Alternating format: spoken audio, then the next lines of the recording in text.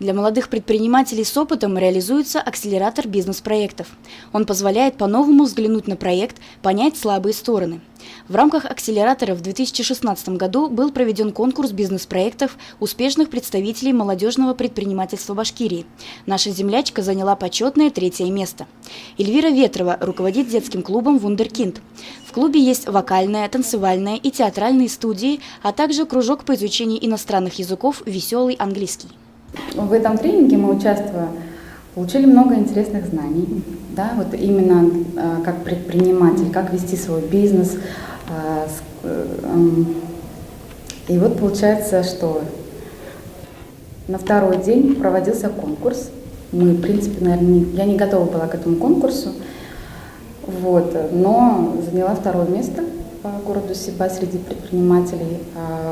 Было приглашено жюри в качестве уже таких устоявшихся бизнесменов города Сибая.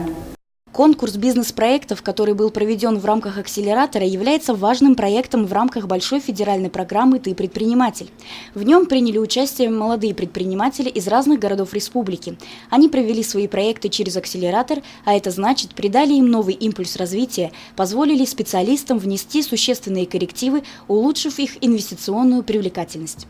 Там, получается, уже вот эти видеосъемки представили уфимскому жюри, и в Уфе уже вот мы получили 3-е место. Чисто вот по видео, получается, вот 2-й этап. Я хотела как предприниматель молодой именно улучшить свои знания в предпринимательской деятельности, так как до этого, не было такого опыта, и довольно-таки сложно начинать одной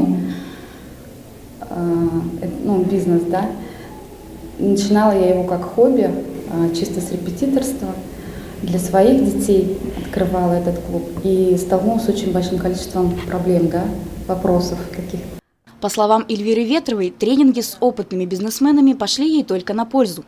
После акселератора ее познания в предпринимательской деятельности расширились, и теперь она, как руководитель детским клубом «Вундеркинд», имеет наполеоновские планы относительно развития своего бизнеса. Евдокия Титаренко, Радмир Исингулов, Гульгина Раскельдина, телекомпания СТВ.